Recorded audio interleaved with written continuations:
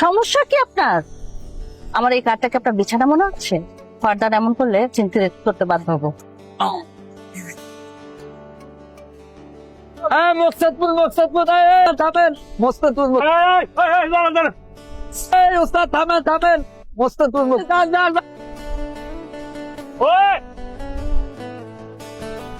ওই ছেলেটার ব্যাগটা না হয় মনের ভুলে ফেলে রেখে গেছে। পাবলিক বাস ব্যাগটা। কি ভাই? ভাই মোবাইলটা একটু দেওয়া যাবে? ভাই একটা ফোন দিব, দেন না। ভাই বেশিক্ষণ লাগবে না ভাই, আপনার মোবাইল নিয়ে যাবো না তো, বিপদে পড়ছি। আমার ব্যাগ, মোবাইল, মানি ব্যাগ সবকিছু হারাই ফেলছি ভাই। 10টা সেকেন্ড কথা বলবো ভাই, দেন না। 10 সেকেন্ড কিন্তু বেশি, কিন্তু 10 সেকেন্ডই। হ্যালো, হ্যাঁ আমি এই যে আমার এই ব্যাগটা হারাই গেছে, ব্যাগ গেছে। আমি আরেকজনের নাম্বার থেকে ফোন করছি, ঠিকানা একটু আমাকে বলা যায়? ওকে ওকে ভাই, চলছি ফোন রাখতে হবে ভাই। ভাই 10 সেকেন্ড হয় নাই। থ্যাংক ইউ ভাই। ভাই নাহিদ চৌধুরী সাহেব বাসা কোন দিকে? সামনে মহল্লার থানে বাম পাশে। Thank you. কাকে চাচ্ছেন? নাহিদ চৌধুরী। আমি নাহিদ চৌধুরী, বলেন। দেখি তো মামাকে। আমি দেখি ওয়েডিং ডায়ারিজ ইভেন্ট ম্যানেজমেন্ট থেকে আসছেন। এতক্ষণ লাগে আপনার আসতে? আপনার সকালে আসার কথা ছিল। স্ট্যান্ড টেবিলের কোনো ঠিক ঠিকানাই নেই। মামা, আমার একটা বন্ধু ওনাদের কথা বল, ভাবলাম আমার ইভেন্টের ডেকোরের কাছে ওনাদেরকে দিই। ওনার টাইম মতো শেষই করতে পারবে না। টাইমের তো ঠিক ঠিকানা নেই। মনে বললাম না, ব্যাগ হারাই গেছে। সেটা তো বলেছেন 3 ঘন্টা আগে। আচ্ছা আচ্ছা আচ্ছা, হয়েছে। ঢাকা থেকে ইভেন্ট ম্যানেজার লোক আসবে, তুই আমাকে বলবি না? লোক পাঠিয়ে দিতাম ওনাকে আসতে। আসেন, অনেক টাকা। ব্যাগটা যে বাস থেকে নিয়ে আসলাম, একটা তো ফেরত দেওয়া দরকার, কিন্তু ঠিকানা পাবো কোথায়? ব্যাগটা একটু খুলে দেখি মোবাইল নম্বর পাওয়া যায় কিনা। আরে একটা ডায়েরি দেখা যায়, বাসায় গিয়ে দেখি কোনো ঠিকানা পেলেও পেতে পারি। চলেন। আচ্ছা আমি সরি। কিছু বলবেন? ফোনটা একটু পাওয়া যাবে? আমার ব্যাগ চুরি হয়ে গেছে, জানাবো যে পৌঁছেছি ঠিকঠাক। হ্যাঁ, আমি এখন এনে দিচ্ছি। Thank you thank you. আমি টেক্সট করে দিয়েছি, কেউ আমাকে খুঁজলে একটু জানাবেন। আর কিছু লাগবে? আচ্ছা কিছু যে কথা বলতে যে কথা না বললে না খুব রাগ লাগে। কি বলুন? 20 টাকা হবে? ব্যাগের সঙ্গে টাকাও চলে গেছে, তো একটু জরুরি দরকার ছিল। সিগারেট খাবেন না? 20 টাকা হলেই হতো। ফেরত দিন। থ্যাংক ইউ, ফেরত দিয়ে দিব। আর কিছু লাগবে? আর কিছু লাগবে? আর কিছু লাগবে? আবারও? গোল পৃথিবী, জীবন চক্র কত অদ্ভুত।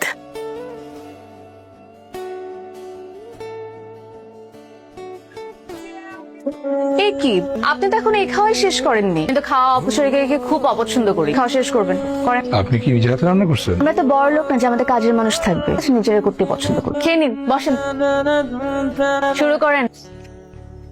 বাহ, আপনি তো চমৎকার রান্না করেন। না খাইলে কিন্তু মিস করতাম। শেষ করেন। সুমি, জি মামা। কিরে তোর হলো? আমরা সব বসে আছি। আপনিও চলেন। কোথায়? আমার বিয়ের শাড়ি কিনতে যাচ্ছি। আমি কেন যাবো? আপনি না ব্যাগ হারাইছেন, তো কাপড় চোপড় কিছুই নাই পরার। আপনি কেউ শপিং করে দেবেন। চলেন। না থাক, লাগবে না। লাগবে না মানে কি? বিয়ে বাড়িতে যদি কেউ এসে আপনি কিভাবে দেখে, তাহলে মানুষ কি ভাববে? আমার কাজ করতে এসে যেহেতু ব্যাগ হারিয়েছেন, শপিং করে দেওয়ার দায়িত্ব আমার। চলো। আর খাবার আগে শেষ করে আমরা অপেক্ষা করছি।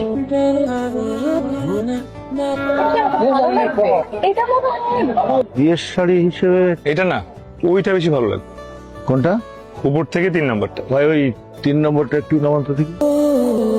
বাহ, ভালো একটু দেখছো। বাহ, পাটটা খুব সুন্দর কিন্তু রে। তোর পছন্দ হয়েছে?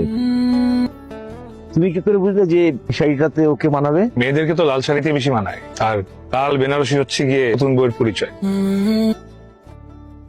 আপনার রুচি অনেক সুন্দর, সাজানো খুব সুন্দর হচ্ছে। শার্টের সাইজ ঠিক আছে? যা পেয়েছি তাই নিয়ে এসেছি। ঠিক আছে তো না?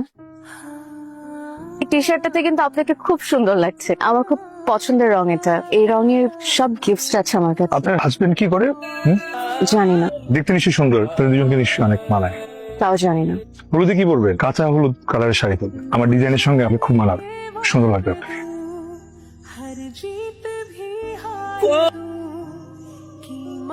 আচ্ছা রাসেল, এখান থেকে মুকসেদপুর কত দূর? আসলে এই অঞ্চলে আমি নতুন তো। ম্যাডাম সে তো মেলা দূর। আমি যদি এখন রওনা দিই তাহলে কখন পৌঁছাবো? বিকেল হয়ে যাবে ম্যাডাম। আচ্ছা ঠিক আছে, তুমি যাও। আসসালামু আলাইকুম। তুমি কি চারুকলা স্টুডেন্ট? না না, আমি English medium.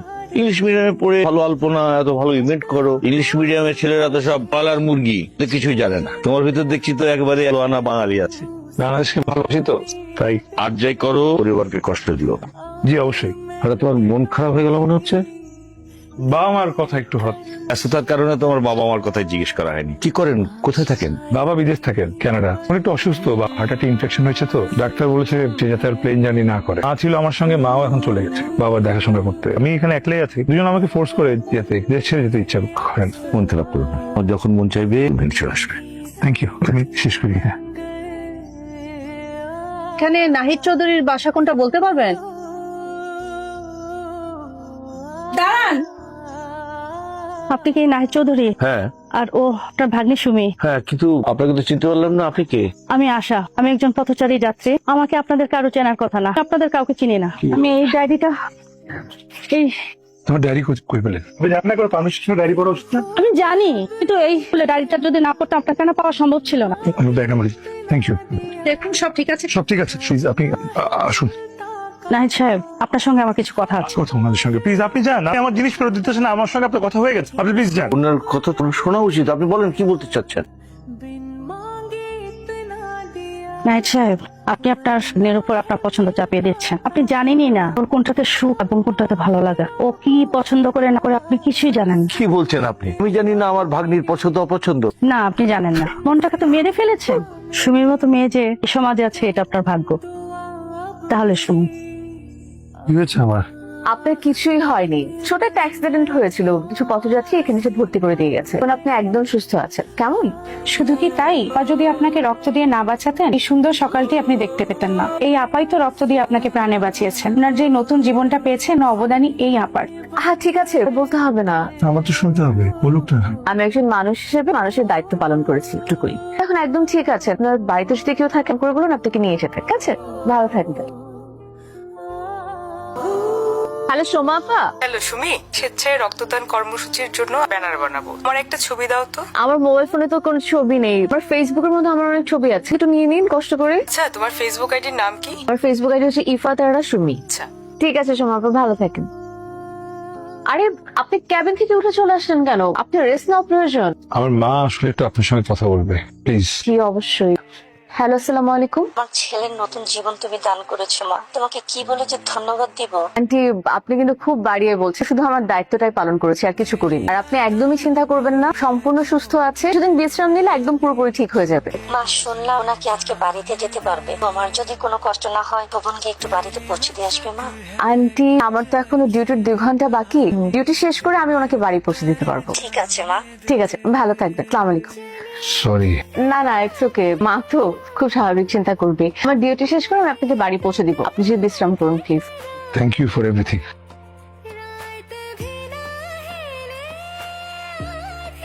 Excuse me miss Sumi, জি, শুভ জন্মদিন।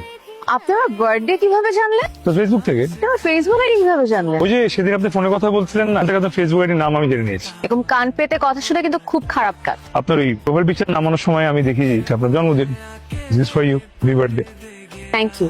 ফোন দিয়েছিলাম আপনাকে আমি অনেকবার, পরে আপনি পিক করেন নাই দেখে চলে আসতে হলো। খুবই দুঃখিত, আমি আসলে আনো নাম্বার একদম ধরি না। আপনার নাম্বার কোনটা বলুন তো, আমি সেভ করে নিচ্ছি। আমার এই যে 12 আপনি বিয়ে করেছেন? কেন? হ্যাঁ এমনি জানতে ইচ্ছা করি। আপনি প্রেম করেন? না না, প্রেম সময় পাই না, মানে নিজেকে সময় দেওয়ার সময় পাই না। তো বয়ফ্রেন্ড কি করে? উনিও ডাক্তার। আমি প্রেম করি না, প্রেম মানুষকে ফাঁকি দেয়। যেন আমি ভেবেছি যাকে পছন্দ করবো তাকে এবার বিয়ে করে ফেল। চলেন। কোথায়? বিয়ে করতে না, ঘুরতে। এখানে আসার পর থেকে আমার আসলে কোনো বন্ধু নেই। আমি একা একাই ঘুরি, একা একাই খাই। তো আমার বার্থডে আপনি আমার জন্য ফুল নিয়ে আসলেন, আপনাকে নিয়ে ঘুরবো, আপনাকে ট্রিটও দিব।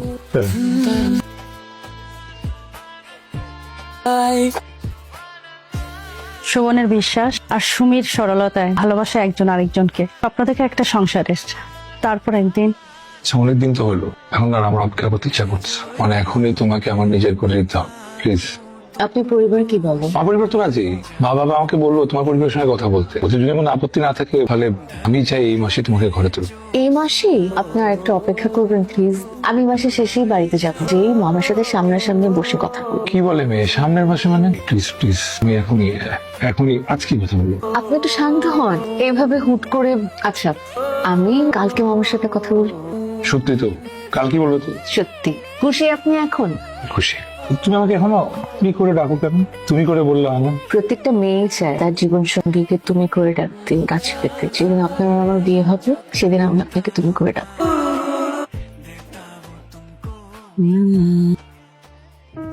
সুবি, ফোন ধরছো না কেন? কি টেক্সট লিখছো এটা তুমি? বলো। আমি মুখে বলতে পারবো না দেখেই টেক্সট করেছি। আমার জীবনটা থেমে গেছে, এই কথাগুলো আমার মুখ দিয়ে বলার আমার সাহস না, তাই মেসেজ দিয়েছি। আর আমাকে জোরও করবেন না, আমি কালকে চলে যাব, আমি আপনার অপেক্ষায় থাকবো। ওই ওই এসএমএস কি লেখা ছিল? লেখা ছিল, আমি এই মাত্র মোবাইলটা হাতে নিয়েছি তোকে কল করবো বলে, এর মধ্যে তুই কল দিয়ে বসেছিস। বল। আমি একটা কথা তোমাকে একটু বলতে চেয়েছিলাম। আমারও তো তোর সাথে একটা কথা ছিল। বলো না। আগে তুই তোরটা বল। আগে তুমি বলো। ঠিক আছে, শুভ কথা বলতে দেরি করতে হয় না। তোকে তো বলা হয়নি মা, সারপ্রাইজ দেবো বলে। হাসিম কাকা আছে না, কানাডায় থাকে, তার ছেলের সাথে তোর বিয়ে আমি আগে ঠিক করে রেখেছি। হাসিম কাকা গতকাল সপরিবারে দেশে এসেছে, ওনারা চাচ্ছে আগামী শুক্রবারে বিয়েটা হোক। আমি খুব খুশি হয়েছি মা, তোকে একটা ভালো পাত্রের হাতে তুলে দিতে পারলে এর থেকে শান্তি আর কি হতে পারে। আত্মীয় স্বজনকে সব আমি দাওয়াত দিয়ে দিয়েছি, তুই চলে আয়। তুই এই বিয়েতে খুশি তো? তোমার খুশিতেই আমার খুশি। আচ্ছা, তুই যেন কি বলতে চেয়েছিলি? হ্যাঁ, ওই যে বলতে চেয়েছিলাম যে তোমার কথা ভীষণ মনে পড়ছে। সাবধানে আয়। ঠিক আছে, রাখছি তাহলে।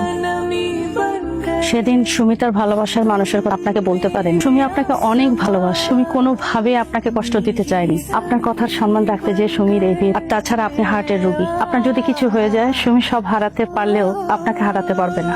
আর তাই সে শোভনকে লিখেছিল, শোভন যদি এই বিয়েতে না আসে সুমি সুইসাইড করবে।